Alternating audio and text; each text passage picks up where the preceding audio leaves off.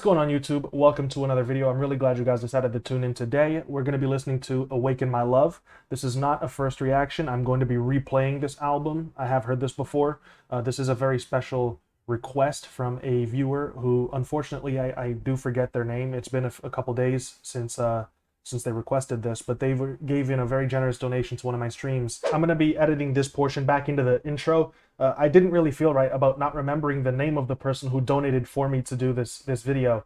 So the name of the person who donated was Lachlan Becker, and they sent in 50 Australian dollars, which is very, very generous, especially with the exchange rate down here in Brazil. I really appreciate it. And he said specifically, you should react to Awaken My Love by Childish Gambino in a future video. And I told him I couldn't react to it because I've heard it before, but I would make sure to make a video re-listening to it. So Lachlan, this is for you. Sorry for forgetting your name, but I made it a point to look it up and put it in the video, man, because I'm really appreciative. So today we're just going to be vibing, and we're going to be listening to this awesome album that I really enjoy. It's been a minute since I heard it, and I'm just super excited to jump into it and kind of chill. It's a really early morning stream, so don't expect the chat box to be really active. I'm not expecting too many people to be watching this live, but to those of you who are here live, I'm really glad you guys decided to vibe out to this album with me. And with that said, I mean, let's just jump into it. Track 1 is Me and Your Mama. This is a great album to be listened to so early in the morning, dude. This is a fantastic album for early morning vibes. Yeah, the switch hits everybody differently the first time around. The arrangements he does are so creative. These little triplet hi-hats right here are so cool, dude. I love this transition, going into this drop. It's so well done.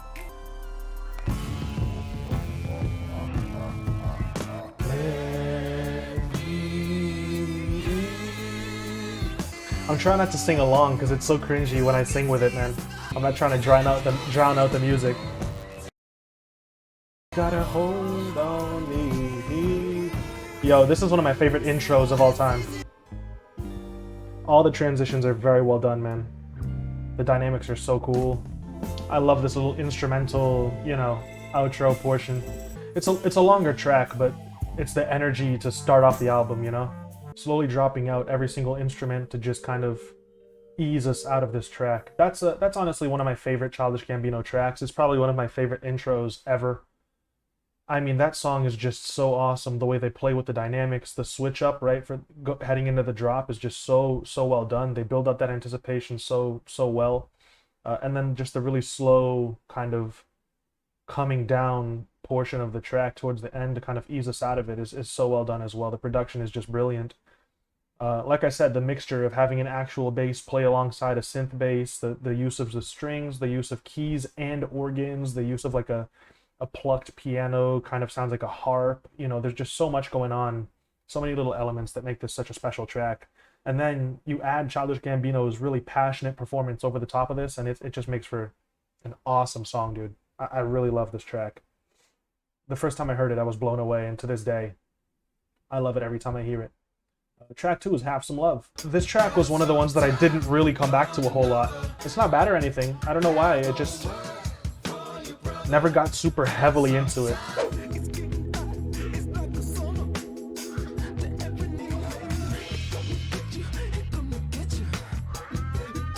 It's just not really for me, to be honest with you, you know?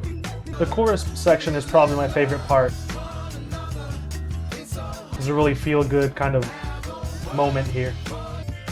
I'd forgotten how cool this portion was, though. Reminds me of a campfire where you're singing with your friends. The chorus, right? Yeah, it does kind of feel like that. That's my favorite part of the track, is the chorus and this breakdown. Stalin would have hated this song, therefore I love it. Yeah, like I said, you know, towards the beginning of that track, that one of those ones that didn't really stick with me after my first few listens of the album, you know? The other tracks kind of stood out to me more. Like I said, there's nothing inherently bad about it. I don't think it's a bad song. I'm just not a huge fan of the verse sections, and it's not really lyrical, my issues with it. It's more so just the vibe. I can't really, you know, find myself getting interested in those verse sections. But when they bring the chorus in and everybody's singing along together, I think that's a really feel-good moment. There's something very soulful and warm about that part. The breakdown with all the different instruments is really cool too. So yeah, there are definitely positives to it. It's just not one of my favorite songs off of this album. Boogieman is, though. Boogieman's really fun. That I'm gonna come and get ya is so cool.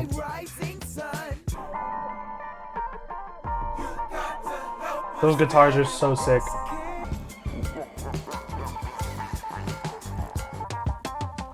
These drums are awesome. Deceptively hard, yeah, something about the simplicity, but the groove to it is very tough to get right, for sure. And I love this arrangement too, this little breakdown section.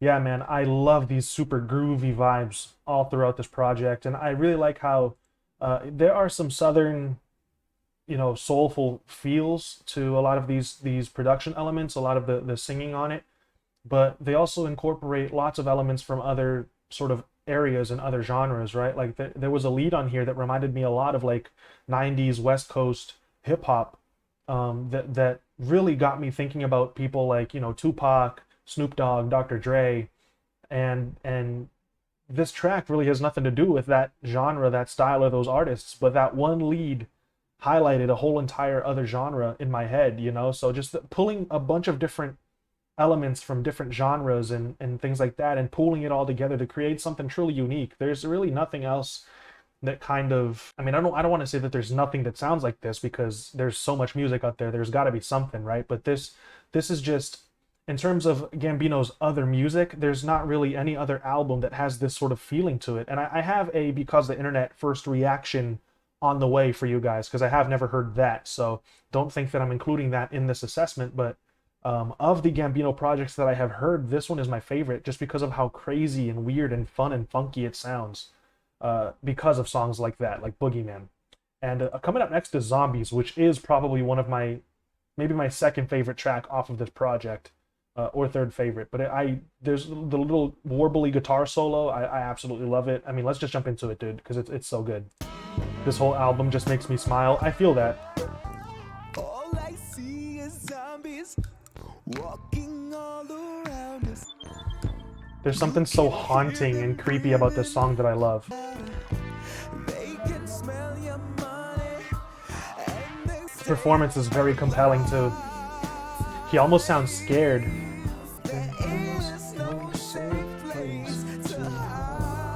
Super creepy. Right back into the groove. It's so good. Here it is.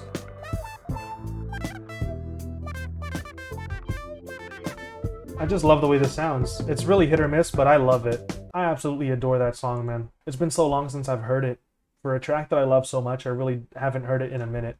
But you know what it's like, man. You really enjoy an album, but years can go by, and you're just so caught up in everything else that you just don't go back to it. And then when you come back to it again, you're kind of like rediscovering it, and it's such an awesome sensation. I had that entire solo, like all of the notes memorized in my head, and I used to hum along to it every time I heard it.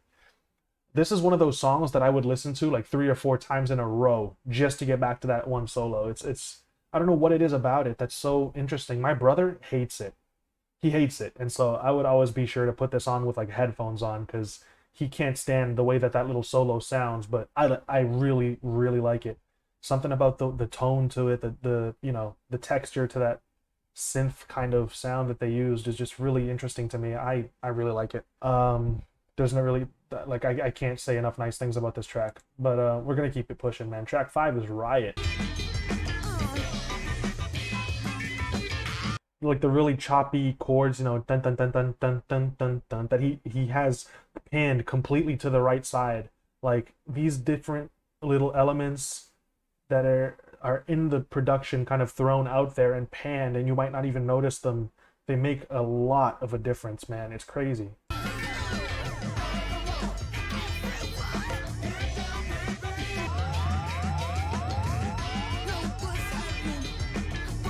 Yeah. The percussion's going crazy too. Really short track. It's almost like an interlude, but the percussion goes crazy. The kind of bounce to the drums and the really groovy guitars, and it just kind of feels like something that might have been played, you know, on a loop in like the 70s and early 80s. That's kind of the kind of sound that I'm getting from these guitars, the kind of tone that I'm getting from the guitars. Like I said, they have little elements panned to your right and to the left ear, that you might not even notice unless you're like trying to pinpoint these different little elements that are going on in the production, because when they come together as a whole, it just creates a mood, a feeling that's gonna make you smile. And man, man, does it make you smile. My cheeks are starting to hurt, and we're like, what? We're on to the sixth track now, so this is just really, really cool. The next track is probably the biggest track off of this project. I mean, without a doubt, Redbone. Let's jump into it. This album really is a masterpiece, and this track in particular is perfect.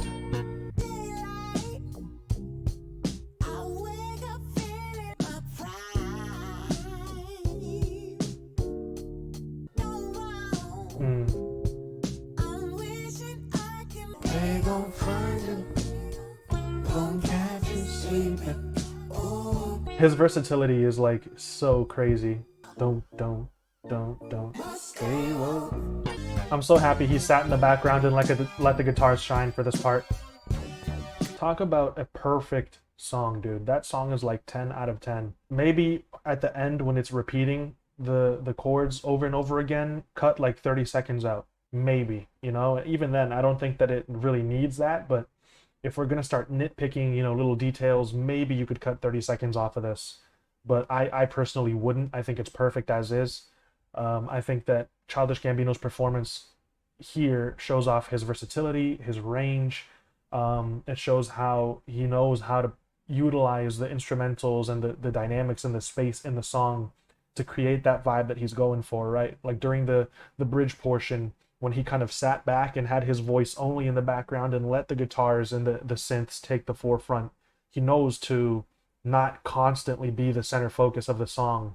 And you know, and that seems like a really simple thing, but not every performer has that awareness. And I think that that is definitely something that is to his credit, his awareness of all the different instruments in the track, and the arrangements, and where he wants to be placed in that mix. And I mean, there's you could talk about the different synths that they used. You could talk about the little glockenspiel sound that they used. You could talk about the different chord progressions. I mean, the multiple different, you know, bass layers. There is the video. I think Genius made a how this one was produced. You know, they did one of those behind the scenes videos. I'm pretty sure it was produced by Ludwig. Isn't that his name? I'm almost positive that it was him. And that is just an awesome video. Highly recommend that everybody goes check that out. Let me just make sure I'm not talking out of my ass. I really want to make sure that it was produced by Ludwig, man. Yep, Ludwig Göransson. That's probably not how you pronounce his name, but yeah, they did a deconstructed on how he made Redbone, and he is just brilliant, dude. He is just brilliant. So I'm happy that I got that right, and definitely go check that out, the deconstructed of Redbone on Genius's YouTube channel, dude. Ludwig is a mastermind. Track 7's California. Let's go. This has got an awesome vibe to it as well. Super fun and laid back. The excessive use of auto-tune is an interesting creative choice. Don't know that I would have done it that way, but I still think it sounds fire.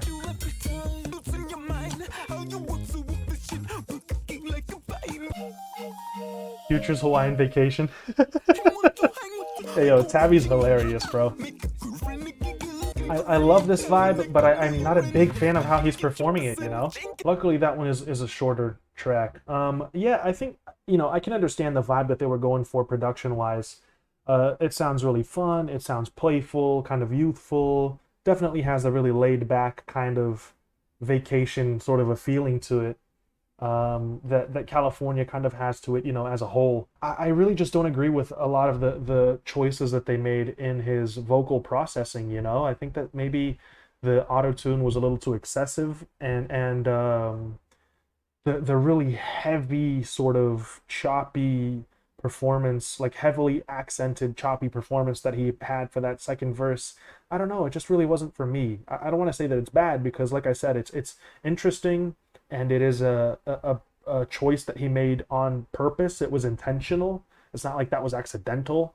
And so I just don't understand what he was really going for, and it just doesn't sound like it's for me. But I mean, props to him for, you know, not being afraid to try new things. And that's one thing that Childish Gambino has always had, was that courage to expand into different lanes and genres and vocal inflections and things like that you really can't knock him for. Sometimes it works, sometimes it doesn't, but at least he tries, you know? Whereas people, I'm not going to name names because I don't want to be a hater, but some people have the same performance on every single track because they're very formulaic and they found one thing that works and they think it's going to work forever. And you know, their fame kind of dies down after a very short amount of time because they don't expand, they don't, you know, try new things. And so I can understand what he was trying to do here, but it just didn't work very well in my opinion. Track 8 is Terrified. Catch a nigga coming quick. So don't run. The pads that are slowly panning back and forth. Look at this, man. Look at this. It's so good. Dynamics again, going back into the softer portion. I love this song.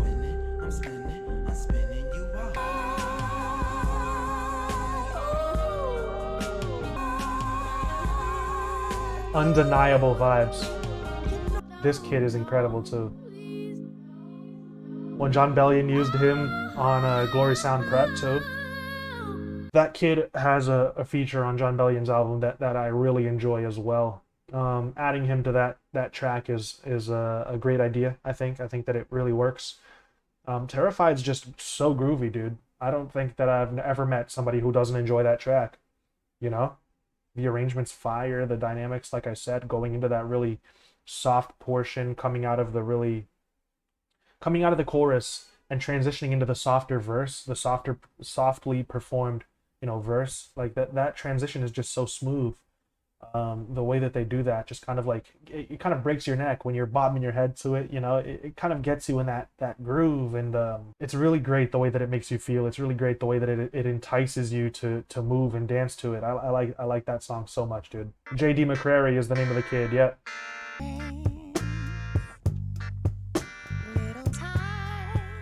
Did he play Young Simba? I didn't know that.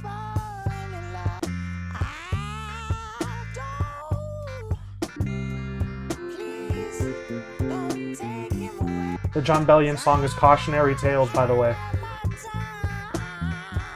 I love the 6/8 swing to this track, dude. So nice.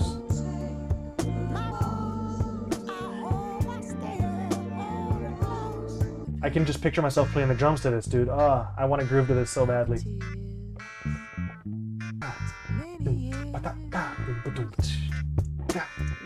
I can appreciate that these tracks don't sound as good as standalone tracks, that they kind of have to be listened to in the context of the entire album, because otherwise I feel like you just kind of have like a compilation album where every track is just like it's almost like a DJ Khaled album where every song is meant to be a single almost, right? You take any one of the songs out and then, you know, they're not terrible, they kind of go, the production always kind of slaps, but when you listen to that, you know, as an album, one after the other, there's no real story to it, there's no real cohesion to it. And so I kind of appreciate that fact about this album, that the tracks sound awesome in the context of the project. It doesn't get repetitive, it doesn't get boring. Every track kind of builds off of the last one, and they all just kind of like build each other up. I really like that about this. Now, don't get me wrong, compilation albums can be good, and there is a place for them. You know, I mean, there are albums like More Life, which is technically a compilation or a playlist that Drake called it, and it's an awesome album in my opinion. So they can be done well, but I just like how linear this one kind of feels, if that makes any sense. And sometimes I'm just saying things, and who knows if anybody's if it's resonating with anybody. But yeah, I like that about this album. I think I kind of mentioned everything that I like about it, but that kind of 6/8 groove is so nicely done on that song. The drum pocket is really tight. It's not perfectly quantized. It feels human and natural and real and funky and just perfectly off grid, perfectly off beat. You know, it's wrong, but it's right, and it just kind of, it feels so gritty, and some of the synths that are going on in the background are so crunchy and kind of like, it's like staticky and warm and vintage feeling, but at the same time you have really bright organ sounds in the background that sound super triumphant towards the end of the track. I mean, Childish Gambino's performance is perfect on this. His falsettos are so clean. You know, his he's not really doing a drive. It's not really drive in his vocals. What, I don't know what it is, but uh to put it in Brandon's terms, when he makes his voice sound like Macy Gray, you know, he does that so well. It sounds so good, dude. I really like it. I think it's great. That's one of those tracks that you just gotta have on your playlist, man. It's such a nice vibe. The Night Me and Your Mama Met.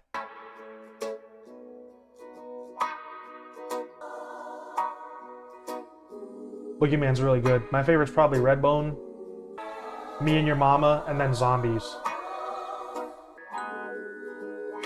Depending on the day, I'll switch out Me and Your Mama and Redbone.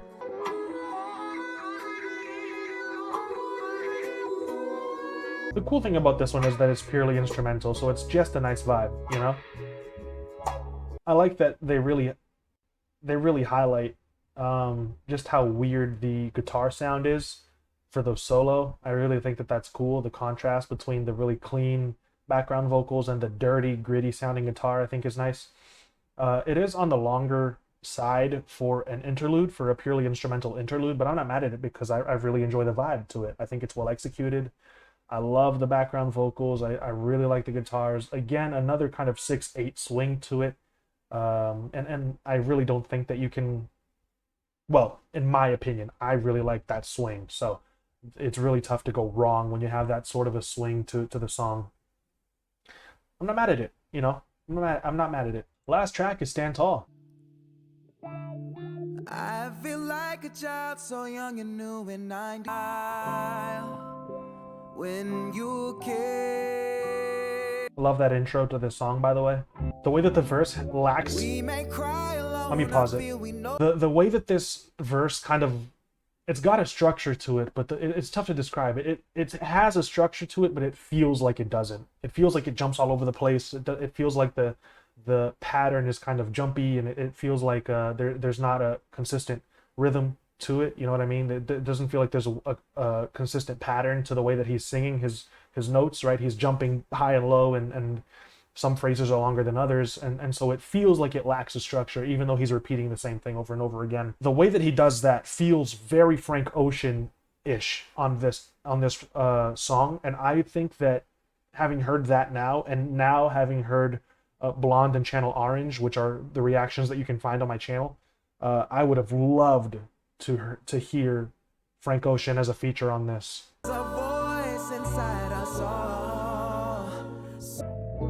There are a lot of songs on this album that I just adore, dude. Very 70s and early 80s.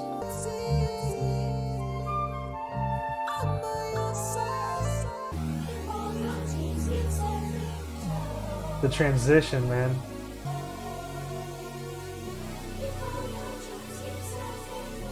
This track is a roller coaster, man.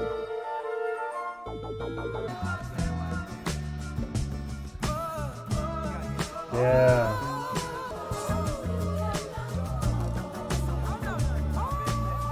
Yeah, man.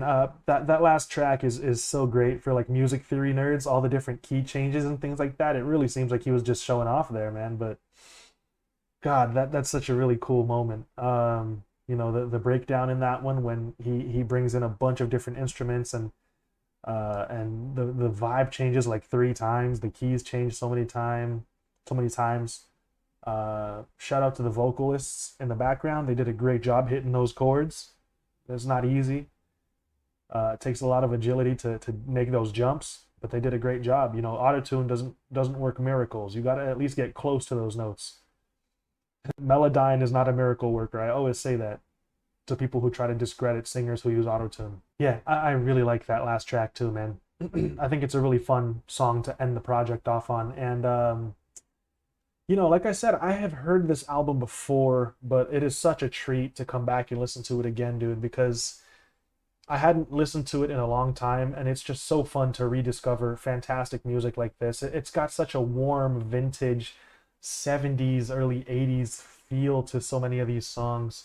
He's so creative, he's so versatile, the way that he uses his voice, all the different production elements, you know, the key changes, the vibes, the dynamics, like making so much use out of as many tools as he can get his hands on to create interesting, compelling, unique music that I just adore. I really love this album. I haven't heard Because of the Internet yet. That reaction is coming, like I said. So I don't include that in his discography when I talk about his discography, because I can't speak on something I've never heard. But this album is my favorite Gambino album that I've ever heard so far. I mean, I guess we'll see when I listen to Because of the Internet, but it's tough to top this one. This one is so consistent. It's so fun. It's so, gritty. Some of those funky, groovy, head bobbing moments, the guitar solos, like everything about that is just so cool to me. So I adore this album. I'm so glad that you guys decided to watch this video. Let me know what you guys think about this album in the comments section. And thank you to everybody who showed up to the stream and listened to this with me live. I really appreciate you guys. Like I said, if you want videos 3 days early and you want to watch these reactions ad-free, the patrons and the members of the channel get access to those videos that way. I really appreciate all my patrons and members for helping me to do this for a living. The exchange rate also helps, but I could not do this without their support, and so I really appreciate them. Thank you guys so much. I really appreciate you guys for watching the video, for clicking the links and sharing the videos with people that you think might enjoy them. I have some people ask me in the comment section every now and then what they can do to help the channel without donating. Some people just really can't afford to right now, which I totally understand. Liking the video helps the algorithm boost these videos to other people a lot. So be sure to drop a like if you enjoyed the video. If you didn't enjoy it, drop a dislike or don't drop anything at all. That's totally fine. But let me know what you thought about the video in the comments section, what you think I can do better. Yeah, most of you guys have probably clicked off this video by now anyway, so sorry for the long-winded outro, but I gotta go, guys. I will see you in another video or stream very soon. Until then, guys, stay safe out there as always. Peace out.